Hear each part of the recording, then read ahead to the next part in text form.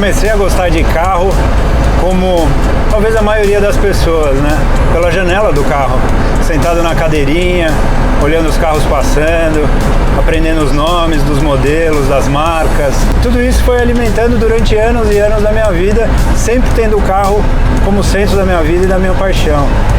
Seja nos momentos de lazer, isso foi evoluindo, acompanhando as corridas em Interlagos, os campeonatos de Stock Car, os campeonatos paulistas de automobilismo, de arrancada, que eu fui muito, assisti muito pelas grades, eu curtia muito automobilismo.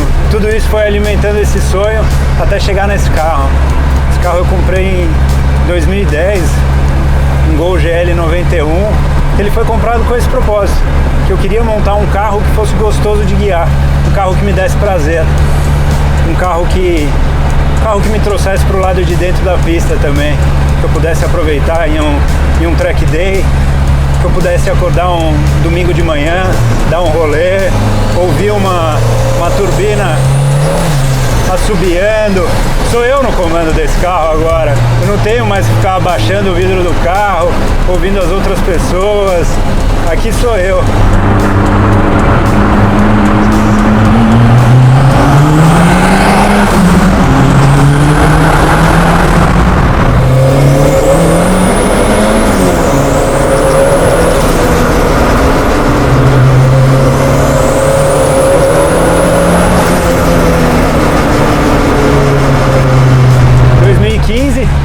Acabei saindo do Brasil, tive uma oportunidade de morar nos Estados Unidos, tive a oportunidade aqui no Brasil de ter alguns outros carros que foram vendidos, mas esse daqui, o Gol GLR, ele ficou guardadinho. Deixei nas mãos de um amigo e eu falei pra ele, cara, cuida pra mim no meu carro, deixa minha vida ajeitar, que um dia que der certo, eu vou levar esse carro pra lá.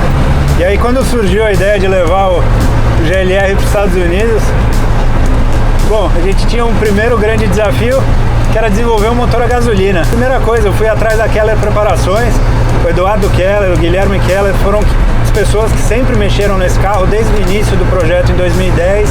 Aí depois disso, fui falar com o Teco Calhendo, um outro amigo meu, customizador, uma pessoa de extremo talento, que eu queria ter algumas coisinhas dentro do carro que não me agradavam direito, coisas que eu queria para deixar o ambiente do carro mais agradável e o visual dele mais bonito.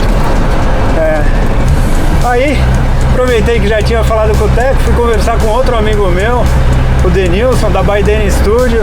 Falei, Denny, queria dar um trato no carro.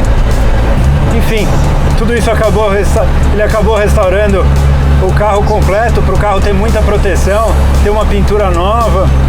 O pessoal da Bravo Tapeçaria fez o interior do carro, mas o grande motivo mesmo que eu queria ter esses amigos, essas pessoas que eu admiro, que eu gosto, mexendo no GLR, foi poder levar um projeto que é genuinamente brasileiro, né, o Volkswagen Gol, feito por brasileiros.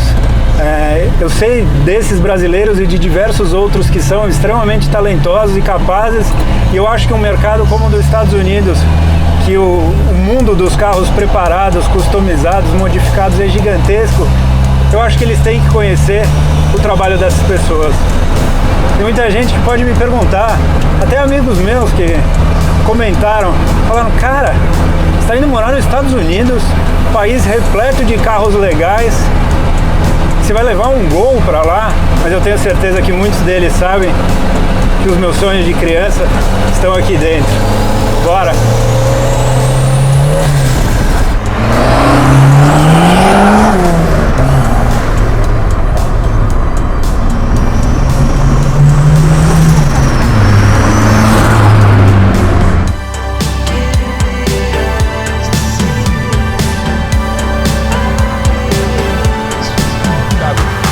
O seu carro, para mim, é a definição do que é um projeto equilibrado em termos de conjunto, né? Isso falando da primeira configuração do GLR. Agora a gente está em um segundo estágio e você fez questão de manter esse DNA, né?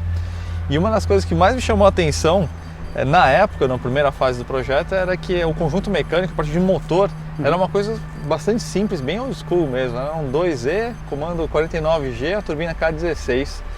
O que a gente tem agora aqui nesse... Exatamente, ele era um motor simples, bem feito, mas agora a gente começou a viver um pouco o lado da modernidade. Aposentamos o carburador 2E, entrou um sistema de injeção, uma Fueltech FT600, que permite uma série de recursos, desde um controle de ignição, um controle de injeção, obviamente muito mais preciso, controle de booster, uma série de recursos, mas um motor que talvez seja a preparação mais comum no AP, que é 1.9 turbo, né, com pistão e biela forjados, um cabeçote mais bem feitinho, é um cabeçote que o Keller ele tem uma preocupação muito grande em não tornar o componente frágil. Então ele quer fazer algo eficiente, mas tirando pouco material. Então, na verdade, a gente tem uma evolução, né? Não uma revolução. Então a gente tinha aquele conceito de receita, agora a gente trouxe elementos de modernidade, mas a alma é a mesma. Tanto que o 49G ainda está aí. 49G continua, é um comando super eficiente nas motorizações turbo. O ganho de potência em si não era a nossa preocupação. A nossa preocupação era trazer para o carro um comportamento muito melhor. E hoje ele tem na fase aspirada dele, ele tem uma força que ele não tinha no outro motor. Então é esse dia a dia, o track day, é você aquela saidinha de curva, de você ter aquela força em baixa, mas num conjunto muito mais robusto, né? Em termos de componentes, o que a gente tem de diferente aqui? Começando pela parte de fora, por exemplo, parte de turbina, intercooler, o que mudou? Esse é um motor que a gente se preocupou muito com a questão de temperatura, que eu acho que para pista talvez seja o principal ponto, né? Então ele tem radiador de água com maior capacidade, tem um intercooler bem grandão, tem um radiador de óleo que cobre toda a frente do carro. Especificação de turbina você tem aí, você lembra? Ela é uma turbina, ela é uma Master Power, é uma turbina que ela tem rotor de 59 mm, eixo de 59, numa caixa, se não me engano, uma .60, a caixa do compressor dela, numa caixa quente da turbina pequena, que é uma 36. Para realmente encher. Então é justamente para trazer esse volume de ar, para a gente ter essa força, principalmente nas médias para as altas rotações. Sim, perfeito. E aí tem a questão da mudança de combustível, né? Então, destachamos aí, usamos um pistão um pouco mais baixo, como que... Esse foi um ponto interessante, porque quando eu fui conversar com ele para falar a gente precisa desenvolver um motor a gasolina. Ele falou, beleza, vamos desenvolver. Eu falei, só por curiosidade, há quanto tempo que você não monta um motor turbo a gasolina? Ele falou, deve ter mais de 20 anos, mas vamos fazer. E aí a preocupação justamente dele era a gente ter uma taxa menor do que a que é usada no motor a álcool. Então a gente retrabalhou o pistão, porque encontrar pistão para gasolina turbo forjado não tem.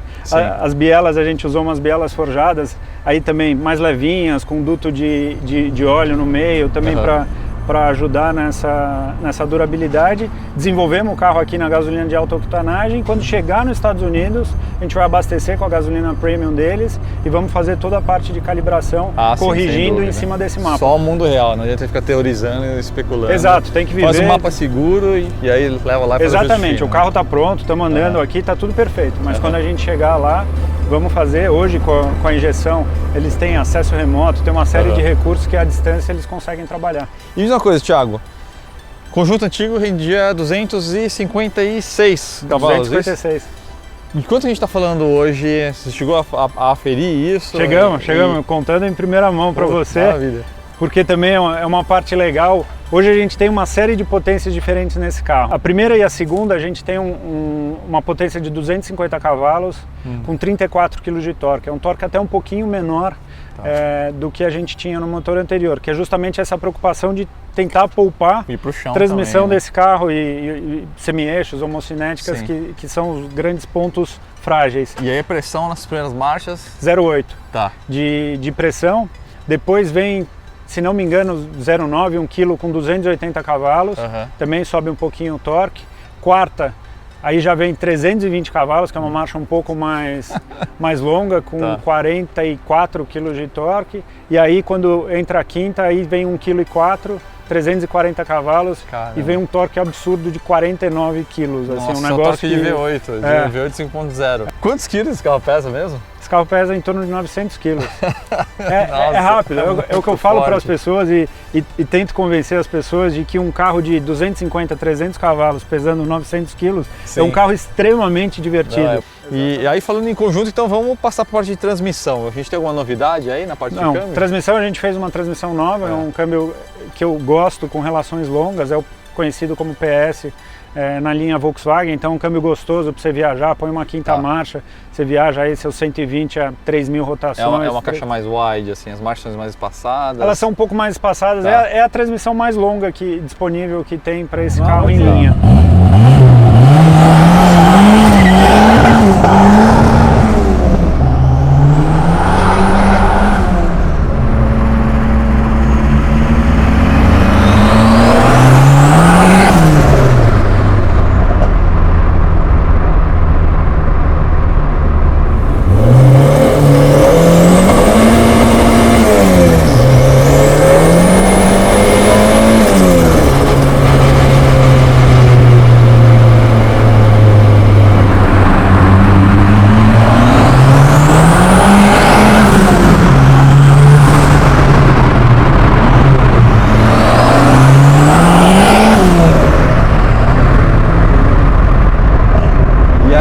Caminhada, vamos ver o que a gente tem de...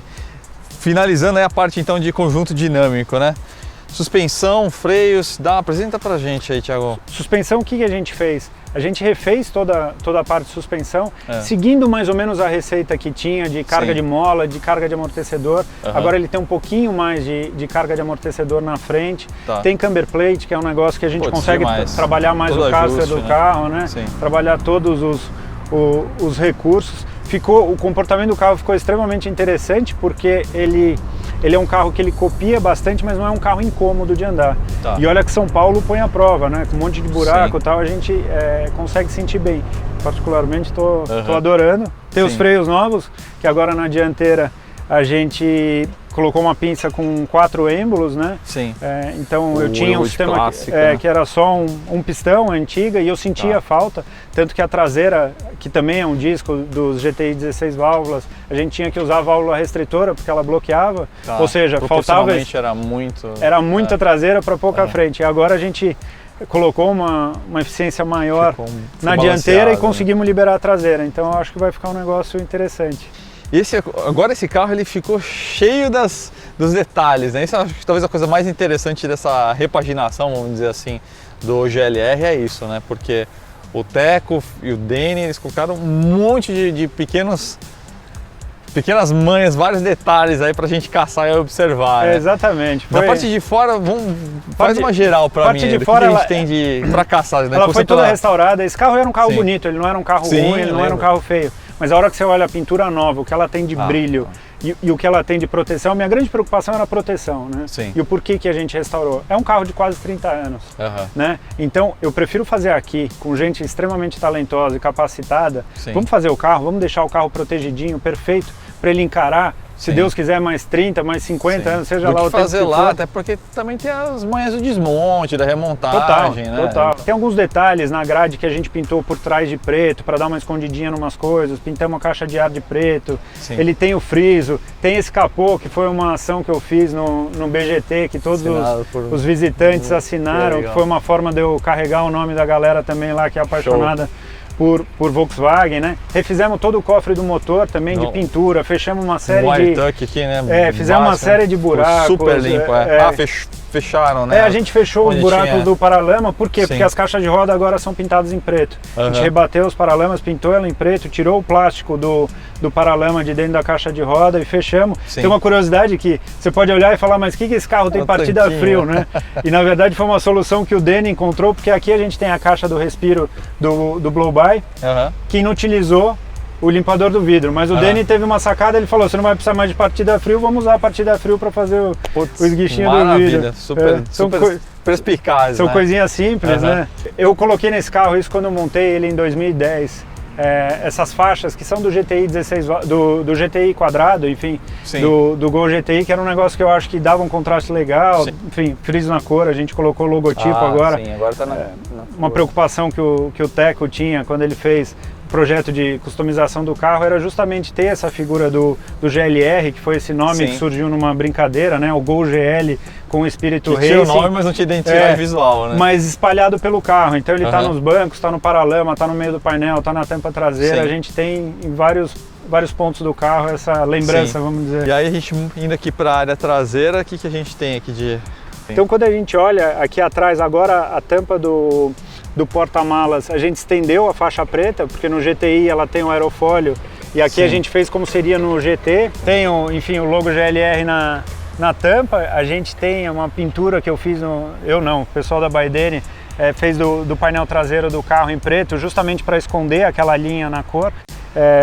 O escape desse carro ele sempre saiu no meio, né? Desde que a gente montou, que era justamente para tirar aquele L que tem na parte traseira do carro, né? Pensando em eficiência, em vazão de escape, ele vem numa linha reta. Agora, a parte de dentro, eu acho que é onde a gente teve um maior... a reinvenção do GLR, né? Porque aqui a gente teve o aperfeiçoamento, né? Agora, a parte de dentro... Vamos começar pela parte de trás aqui. Eliminamos a caixa de step para justamente aqui, né? ganhar um espaço embaixo. A caixa de step desse carro ela já não tinha mais utilização, porque a gente tem essa torre que liga, essa barra que liga as torres traseiras. Então fechamos, agora eu tenho um assoalho todo plano que eu consigo amarrar. Ficou uma cara de original, então ele... Esse painel contínuo todo aqui na lateral, né? Porque quando a gente tira o banco, o carro fica cheio de cavidades ali. Exato, a gente eliminou todos os suportes. Os bancos, que eram os bancos de Alcântara, da OMP, super legais. Mas da Maserati, troféu Maserati. Ele era do troféu Maserati, que é ótimo, o banco e tal. Mas agora eles têm uma Alcântara nova. Vamos lá para a parte da cabine, tem muita coisa ali, né? Já na hora que você abre a porta, inclusive, né? Aqui foi uma lateral de porta que foi uma sacada que eles tiveram para retrabalhar, justamente usando a Alcântara, mas usando um pouquinho os traços originais. É uma coisa muito louca, porque você olha esse painel, ele tá com a identidade de marca. Então um desavisado talvez nem vá dar atenção para nossa, que painel de porta zerado, deixa eu ver, o banco, ele nem vai se ligar no trabalho que foi feito aqui. Exatamente. O volante ele tem a mesma cara, é um volante novo, só para ele ter um visual legal. O assoalho também que a gente fez, uma peça, porque o chão dele é muito irregular. Então eu apoiava o pé no acelerador, para o freio ele tinha um desnível. Né? O Teco fez um trabalho também fantástico. A gente tem uma manoplinha de câmbio nova, uma coifa também remetendo aí aos bancos. É um visual mais simples no interior, porque hoje todas as informações estão concentradas na tela da FT600. É engraçado, porque você olha o carro e eu acho que para uma pessoa normal, pode ser até um golzinho normal, porque ele não tem muito exagero do lado de fora, tudo bem, apesar de uma roda dourada e tal, mas ele é um carro que tem muito trabalho. E é o que eu falo, é uma frase que eu ouvi uma vez, tem muito suor e muito amor envolvido para esse carro estar do jeito que está. Não, esse carro ele chegou num ponto que é um solo do David Gilmour, Pink Floyd. Tem poucas notas, mas elas são perfeitamente colocadas. Tem espaços de silêncio que são música.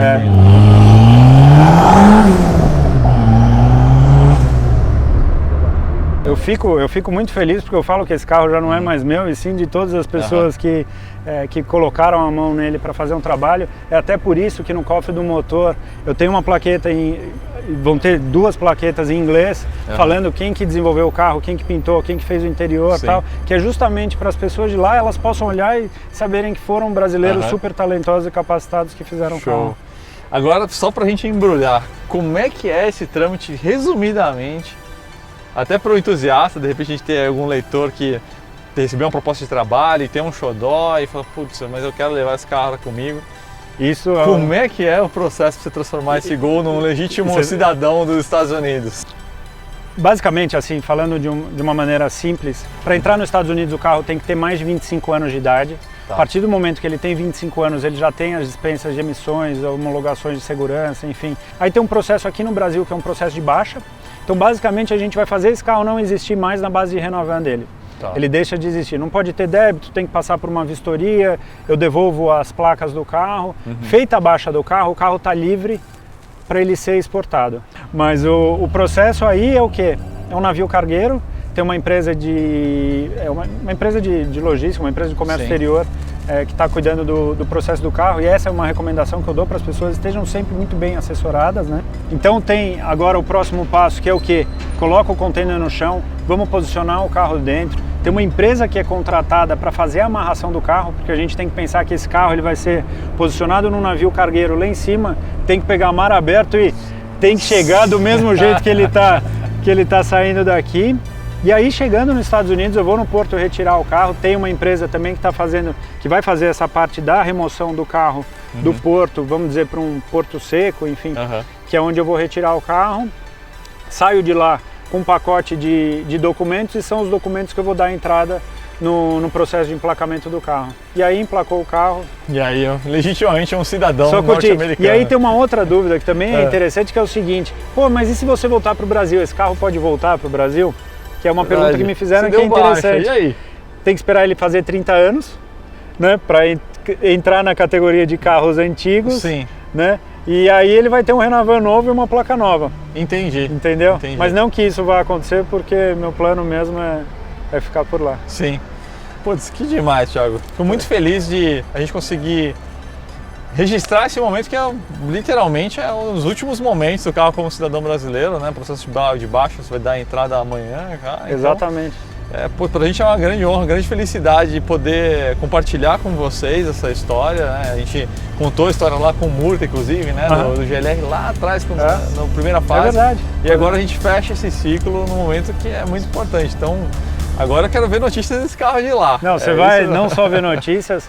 Eu tinha e até compartilhando contigo, eu tinha uma lista de desejos que eu gostaria de fazer com o carro antes de partir. Sim. Então eu queria fazer um evento, eu queria fazer uma apresentação, eu queria dar um presente marcante para as pessoas que fizeram o carro. E uma das coisas que eu tinha vontade, era de participar daqui, desse quadro. Porque eu acho que você reúne uma comunidade de entusiastas, você é um cara, é o que eu falo, um cara raro, um cara que nem a gente, assim, que gosta de verdade, que une as pessoas, né? Então poder ter o GLR aqui é um baita de um prazer, você não faz ideia. Muito obrigado. Tá? Fechamos esse ciclo. E vou te fazer uma proposta. Gravamos o Midnight em São Paulo, vamos gravar um Midnight em Dallas agora. Com toda certeza. Então na tua próxima ida para os Estados Unidos, faço questão. Fechou, Thiago. Obrigado, viu? Valeu e parabéns.